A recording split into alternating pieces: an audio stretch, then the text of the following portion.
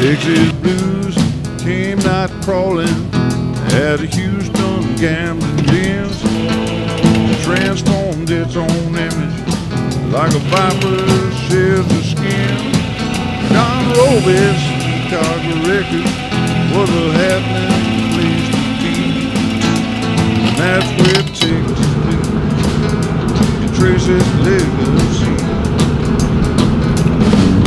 It's bigger, it's better than anything that came before. You ain't heard nothing like it till that hurricane starts to blow. It all began with T-Bone Walker.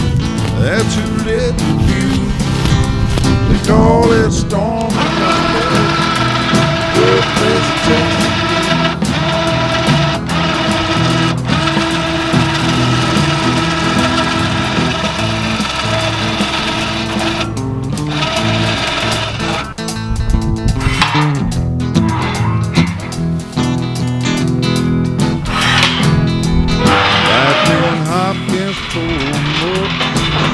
All right, come on. Come on, cow, come on. Late one cow. night in the grain, ZZ Top strolled the show. Jimmy Ray, Come on, cows, come on. Stevie Ray, the Come on, Von cows. brothers paid their dues.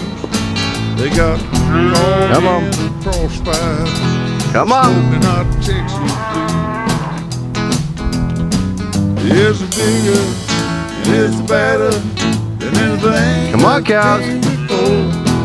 Well, you ain't heard nothing like it till the hurricane starts to roll. Betty, come It on. all began with T-Bone Walker. Come on, cow. That's who lit the I'm waiting on you. They Yeah, you. call it There we go. Stormy Monday. There we go. Birthplace of Texas blues. So what's up, Freedom Foods family? Welcome back to the channel. As you guys know, about 2 weeks ago, we got our first 2 sheep. We're trying to just gentle down, get kind of learn sheep without getting a huge flock right away. And then once we got it, then we'll expand. But we have to learn what we're doing first. So far, over the course of these 2 weeks, these 2 guys here are still nuts. They're actually looking at me today. They usually run away from me. And I'm trying to gentle them down slowly but surely, so they can become like the cows and they can come when I call them, and everything's easy peasy. So I know sheep aren't cows, but we're going to kind of go through the same process that we did to gentle down the cows, and hopefully it works for the sheep. So I have them in, this is their pen, this is where they sleep at night. Give them a little bit of hay, have their water, and they're just, you know, it's a pretty good size. Just until they get gentled down more. See, they're just trying to do everything they can to get away from me. And that's not good. So what I'm going to do is I have a bucket full of alfalfa pellets. I'm not going to give them all of it because that's too much. But I'm here. I'm going to come here with this bucket and just sit down and hang out with them for a little while. Because sheep are just naturally more afraid of cows, this is probably going to take a little bit longer, so I'm going to do this every day for probably the next 2 weeks for probably 20-30 minutes a day, just to see if I can try and calm them down to where, you know, they're not as spastic. Hi guys, you guys okay? Yeah, you know. There you go poop. Leave that manure, good. Okay. But you guys gotta get used to me. You know that, right? You guys gotta get used to me. Okay. See, eventually what we want to do is, these are males. We're going to determine which one is the best out of the 2. I think it's going to be Bob the Ram. Then what we want to do is we want to get them trained to electric fence, the electric netting. We have a few rolls of that from Premier One, and then be able to get them out on pasture rather than in the backyard. That way things can just be easier and the way that they need to. Oh, look. Check it out. You're calming down, huh? You're laying down now, huh? That's a good sign, right? It's a very good sign. And then come December, if all goes well and we can gentle these down by then we'd like to buy some ewes. Now, why December? Because the goal is to get the ewes, gentle them down, put them in with the cows in the corrals and feed them hay in the wintertime. But take the ram here, but probably Bob the Ram, he's looking like the better one rather than Lambo, and take them to the ewes and let them breed the ewes. And then if we're able to do that on December 1st, then we'll have babies May 1st. So spring lambs and get our sheep flock kind of going. But that all depends on these guys here calming down just a little bit more. Having them be able to follow me. Not a little bit more, a lot more. They're probably 5% more calmed down than they were 2 weeks ago. So just going to sit in here with them, show them that I'm not the big, bad, scary guy. Alright, aren't I? I'm not the big, bad, scary guy, Lambo. See? It's good. And this will give me time to learn how to become a shepherd. Pretty cool. So I'm just going to throw out some of these alfalfa pellets. Have them see that it's coming from me. See guys, it's okay. Look. Okay, look. Here's some pellets. Just going to throw out a couple there. And then when I get out of here, I'll give them a bunch more when I open it back up. But right now, we just need them to calm down. And then good news is, this could possibly be, this right here, this today, this Wednesday, August, whatever it is, could possibly be the last 100-degree day of the year, which would be fantastic. Okay, see? You're not so afraid of me. If I just come in here, sit in here with you, talk with you, and just show you I'm not the big bad wolf. And you guys will get gentle with me. I think it'll happen. I think it'll happen. Next thing you know, these guys will be rubbing up all on me. My friend who I got them from, he's got one lamb, or one full-grown sheep. She's probably, I don't know, 8 to 10 years old, and he can't get her off of him. She's following him around in his truck everywhere he goes, rubbing up on him, wants pets and everything. See, look. Okay, you're smelling the pellets. Hey, that was from me. Remember, that was from me. Ideally, I wouldn't put it in here, but I'm just working with what we got right now. See? Look. So you're getting closer. So this is progress. This is the first time that they've actually gotten this close to me and not completely freaked out. Huh, dude? Because usually I get in here and they'll be behind their little water bucket over there trying to get underneath each other and get out. See? I'm not the big bad guy. I'm the candy man. You want to follow the candy man, right? Look at them. They're pretty cool. I like these guys. They're not too much work. But don't think that sheep can't hurt you, because I was trying to, get hands on them. I figured, oh, you know what? I was able to, when I got them out of the trailer, I actually carried them into the backyard. And they were, as soon as I picked them up, they were more than fine. They just kind of froze, stopped, and let me carry them. I thought they were going to start just freaking out. No. So I was like, you know what? Maybe I can get hands on them. Maybe I can hand feed them some alfalfa pellets. Well, that was a bad idea, because in here, it's not, it's a little bit wide. And, doing the whole shuffle thing back and forth trying to grab them. Well, this guy right here decided to freak out big time, and he headbutted me right in the chest. And now I know why they're called rams, because that head right in the chest, that hurt. Knocked the wind out of me. I went, oh, that didn't feel good. So their heads, a lot harder than they look. See, guys, that's from me. Or maybe I can get another look, I'll get another handful for you. Put a little bit closer to me. A little bit closer. And we'll get there. We'll get there, won't we? I'll just sit in here with you a little bit every day. And give you guys candy. You guys just might gentle down. They're still so skittish. They're still so incredibly skittish.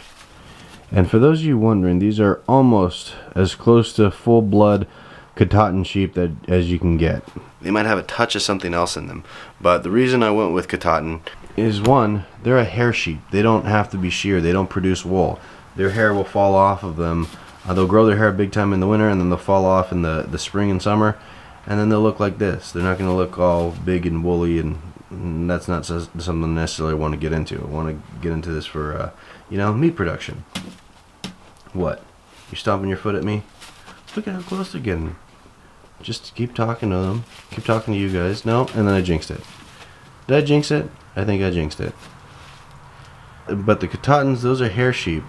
And there's really three main kinds of hair sheep. You got the Dorper, you got the Katahdin, and you got the St. Croix. So why did I go with these? Couple reasons. Main one being that they came from 3,000 feet away. If I look out that way east, you remove one tree line, I can see their farm, which is pretty cool. So I know they're very adapted to this area. Secondly, my friend that I got them from, he hasn't wormed his flock of sheep in, he said, probably 3 years, and he hasn't had any issues. So that's a big plus for me then. So they're at least somewhat parasite resistant. And here, we don't want parasites. We don't have to want to deal with parasites. It's just going to cause a whole bunch of issues. Now, he didn't rotate his sheep around. He just turned them out with his cows and his horses and his llama and everything. But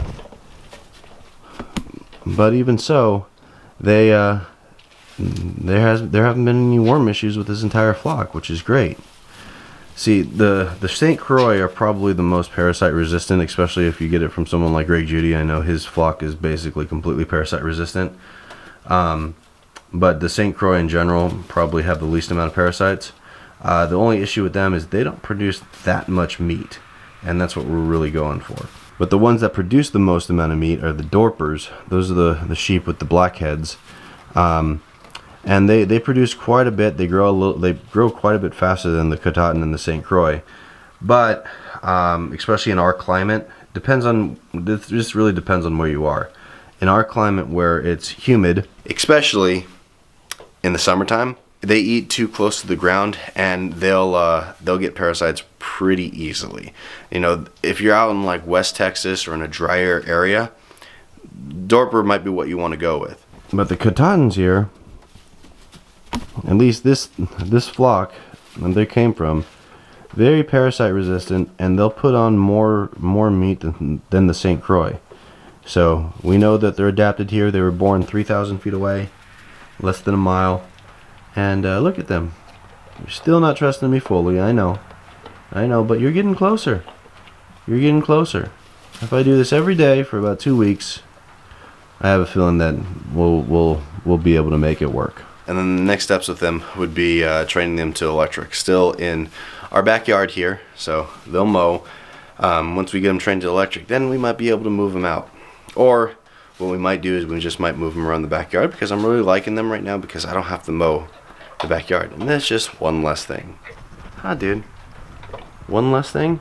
Yeah. One less thing. You can be my lawnmower for me, can't you? Yeah, you're a good boy. It's okay. It's okay. Don't back away. You're getting friendlier. Come eat your alfalfa pellets. Hear my voice. Know that I'm not chasing you. I'm not hurting you. Look. We're getting there.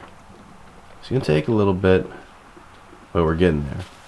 And what I also want to do is, once they trust me and I know that I can't break their trust, I can get them situated with my livestock guardian dogs, and then they can all roam together and they can be even more protected. It's okay. It's okay. But because these are rams, we have to keep them separated from our future female sheep. So we'll probably keep them in the backyard most of the year and just kind of rotate them around there, because we really don't want to have 2 sets of babies. So this is a system. This is something that we're trying. So far, so good-ish. You know, we're able to keep them in. We're able to keep them alive. They're starting to gentle down a little bit, but we still don't want them to be super nuts. I know, you're getting there. You're getting there. We'll get there. I promise, we'll get there.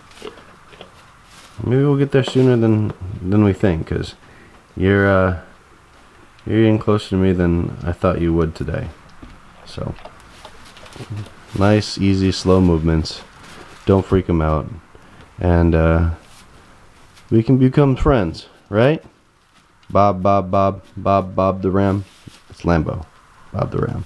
I'm not gonna lie, I kind of mainly just want them so I can sing the song and give them that name, because it's hilarious. And I just reached into the bucket for some more alfalfa pellets, and it completely freaked him out. Come on, guys. We heard of scaredy cats. We don't want scaredy sheep. Yeah. See, when I first come in here, they'll just kind of paw their hoof at me, like, "Hey, get away from me." Well, we'll get there. We'll get there. Easy. See? Easy. We're friends. I'm not gonna hurt you. I might eat you at some point, but you'll have one bad day.